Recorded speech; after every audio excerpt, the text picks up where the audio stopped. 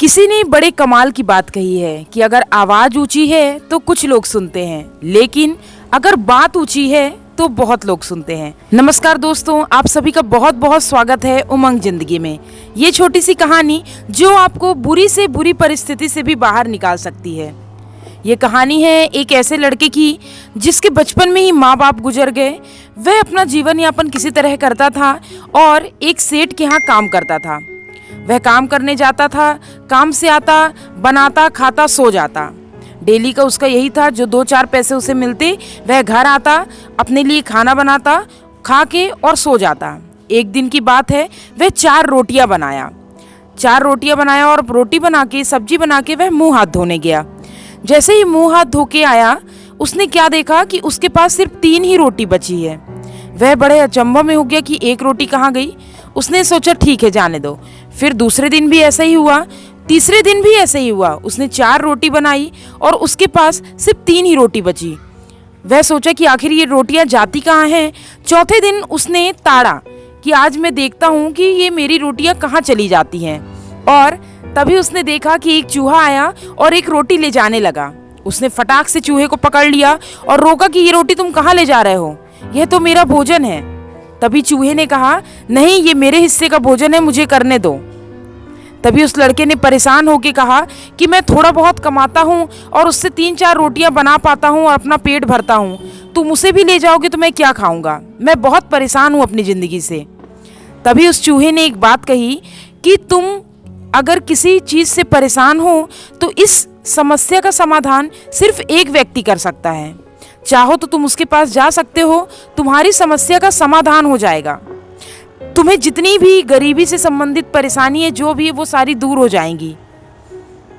उस लड़के ने पूछा कि आखिर वह व्यक्ति कौन है जो मेरी इस समस्या का समाधान करेगा।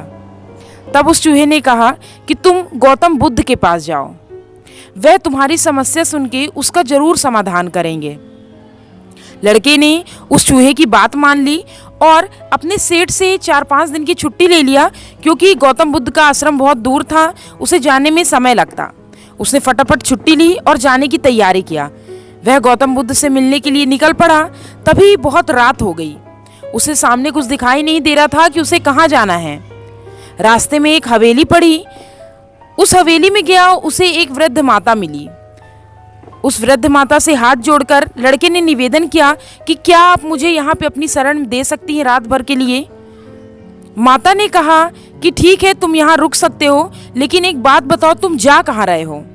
उस लड़के ने कहा, मैं गौतम बुद्ध के पास जा रहा हूँ। वृद्ध माता ने कहा, अगर तुम गौतम बुद्ध के पास जा रहे हो तो मेरी एक बात का जवाब लेते हुए आना, अगर वो दे सके तो। लड़के ने पूछा, जी माँ जी, आप कहिए, जो भी बात है मैं उन तक जरूर पहुँचाऊँगा। माता ने कहा कि मेरी बेटी आज 20 साल से गूंगी है। जब से वो पैदा हुई वह कुछ नहीं कहती। तुम गौतम बुद्ध से ये पूछना कि मेरी बेटी कब बोल पाएगी। अगर वह इसका जवाब दे सके तो जवाब लेके जरूर आना। लड़के ने कहा ठीक है। सुबह हुई, वह अपने रास्ते फिर निकल गया। आगे जाते जाते उसे बहुत ज़्यादा पहाड़ मिले, बर्फ वाले पहाड़, ऊंचे ऊंचे पहाड़। अब उसे पार करने में बड़ी मुश्किल हो रही थी। तभी उसे रास्ते में एक जादूगर मिला जो पहाड़ों के बीच में तपस्या कर रहा था। जैसे ही उस जादूगर ने इस लड़के को देखा, पूछा, तुम कहाँ जा रहे हो। इस लड़के ने कहा, मैं गौतम बुद्ध के पास जा रहा हूँ मिलने के लिए, लेकिन इस पहाड़ों को मैं कैसे पार करूँ, इतने ऊंचे ऊंचे पहाड़। तभी जादूगर ने कहा कि मैं ये पहाड़ तुम्हें पार करवा दूंगा, लेकिन मेरी एक समस्या का समाधान तुम गौतम बुद्ध से जरूर पूछना। लड़के ने कहा, जी कहिए, क्या बात है। तभी जादूगर ने कहा, मैं काफी दिनों से तपस्या कर रहा हूँ, मुझे स्वर्ग चाहिए, मुझे स्वर्ग में जाना है, लेकिन मैं जा ही नहीं पा रहा हूँ। तुम गौतम बुद्ध से पूछना कि मैं कौन सा उपाय करूं कि मैं स्वर्ग चला जाऊं। लड़के ने कहा ठीक है, मैं इस प्रश्न का जवाब जरूर लेके आऊंगा। और फटाफट जादूगर ने उसे अपनी जादू की छड़ी से उन पहाड़ों को पार करवा दिया। लड़का फिर आगे बढ़ा तो उसे खूब बड़ा मैदान दिखा। वहां पे खूब बड़ी एक नदी थी। अब लड़का फिर सोचने लगा कि मैं इस नदी को कैसे पार करूं। तभी उसे वहां पे एक कछुआ दिखा। उसने कछुआ से प्रार्थना की कि मुझे ये नदी पार करा दो। कछुए ने कहा ठीक है, लेकिन तुम जा कहाँ रहे हो। उस लड़के ने कहा, मैं गौतम बुद्ध के पास मिलने जा रहा हूँ। कछुए ने कहा ठीक है, मैं तुम्हें नदी तो पार करा दूंगा, लेकिन तुम मेरे एक सवाल का जवाब जरूर गौतम बुद्ध से पूछना।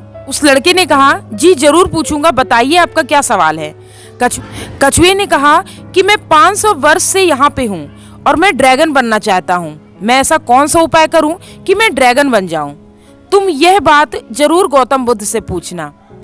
लड़के ने कहा, ठीक है। कछुए ने फटाफट उसे अपने ऊपर बैठा के नदी पार करा दी और लड़का गौतम बुद्ध के आश्रम में पहुंच गया। जैसे ही वह लड़का गौतम बुद्ध के आश्रम में पहुंचा, वह वहां पे प्रवचन सुना रहे थे। जैसे ही उनका प्रवचन समाप्त हुआ, गौतम बुद्ध ने कहा कि आप लोग मुझसे सवाल कर सकते हैं, लेकिन मैं आपके सिर्फ 3 ही सवाल का जवाब दूंगा। आप केवल सिर्फ 3 ही सवाल मुझसे पूछ सकते हैं। लड़का मन ही मन सोचने लगा कि मैं किसके सवाल का जवाब पूछूं। फिर उसे ध्यान आया उस वृद्ध माता का, जिसकी लड़की गूंगी थी, जो बहुत दीनता के साथ यह प्रश्न रखी थी कि मेरी बेटी कब बोलेगी। दूसरे बार में जब उसने सोचा तो उसके सामने वो जादूगर आया, जो कई वर्षों से तपस्या में लीन था सिर्फ स्वर्ग की प्राप्ति के लिए। और तीसरी बार में उसे उस कछुए का ध्यान आया कि जो ड्रैगन बनने के लिए काफी दिनों से मेहनत कर रहा है। चौथे बार में उसे अपना ध्यान आया, लेकिन इन तीनों के सामने उसकी समस्या बहुत छोटी थी। उसने सोचा कि मैं तो यूं कमाता खाता ही हूँ, किसी तरह अपना पेट भर लेता हूँ, आगे मेहनत करूंगा तो और तरक्की कर लूंगा, लेकिन इन तीनों की समस्या का समाधान होना बहुत जरूरी है। फिर उसने गौतम बुद्ध के सामने पहला प्रश्न रखा कि वो वृद्ध माता आपसे एक सवाल की हैं कि उनकी बेटी कब बोलेगी। गौतम बुद्ध ने जवाब दिया कि जिस दिन उनकी बेटी की शादी हो जाएगी, उस दिन वह गूंगी बोलने लगेगी। दूसरा सवाल फिर उसने रखा कि यह सवाल जादूगर का है कि जादूगर कब स्वर्ग को प्राप्त करेगा। तब गौतम बुद्ध ने कहा कि जिस दिन वह अपनी छड़ी का त्याग कर देगा, उस दिन वो स्वर्ग को प्राप्त हो जाएगा। इसके बाद लड़के ने कहा कि इस कछुए ने पूछा है कि कब वह ड्रैगन बन पाएगा। गौतम बुद्ध ने कहा जिस दिन वह अपना कवच उतार कर फेंक देगा, उस दिन वह ड्रैगन बन जाएगा। लड़के ने हाथ जोड़कर वहां से जाने की आज्ञा मांगी और निकल पड़ा। सबसे पहले उसे वही कछुआ मिला। कछुए ने बोला कि मेरा जवाब लेके आए हो? लड़के ने कहा हाँ, आप अपना कवच उतार कर फेंक दो, आप ड्रैगन बन जाओगे। और जैसे ही उस कछुए ने कवच उतारा, उसकी मोतियां सारी निकल गई। वह मोतियां उसने सारी लड़के को दे दी और वह ड्रैगन बन गया। आगे बढ़ा तो जादूगर मिला। जादूगर को बताया कि जिस दिन आप अपनी छड़ी का त्याग कर दोगे, उस दिन आप स्वर्ग को प्राप्त हो जाओगे। जादूगर खुश हो गया। उसने अपनी छड़ी उस लड़के को दे दी, क्योंकि अब उसे उसकी कोई जरूरत नहीं थी, और वह स्वर्ग को चला गया। लड़का आगे बढ़ा तो उसे वही वृद्ध माता हवेली में मिली। उसने पूछा कि बेटे, तुमने मेरे सवाल का जवाब लाया है? लड़के ने कहा हाँ माँ, जिस दिन आप अपनी लड़की की शादी कर दोगी, आपकी लड़की बोलने लगेगी। उस वृद्ध माता ने कहा फिर देरी किसकी है, चलो मैं तुम्हारे साथ ही अपनी बेटी की शादी कर देती हूँ। और जैसे ही उस लड़की की शादी उस लड़के से हुई, वह तुरंत बोली कि आप तो वही हो जो उस रात हमारे यहाँ रुके थे। इसका मतलब वह लड़की बोलने लगी। आप यकीन नहीं मानेंगे, एक ही पल में वह लड़का अमीर बन गया। उसे ढेर सारी मोतियां मिल गईं, उसे ताकत मिल गई जादू की छड़ी के रूप में, और उसका घर संसार बस गया जैसे ही उस लड़की से उसकी शादी हुई। इसलिए दोस्तों, अगर हम अपनी समस्या का त्याग करके दूसरे की समस्याओं को हल करेंगे तो अंत में हमारा ही भला होगा। उम्मीद करती हूँ दोस्तों ये कहानी आपको बेहद पसंद आई होगी। मिलती हूँ इसी तरह अगली कथा कहानी के साथ। तब तक के लिए जय हिंद, वंदे मातरम।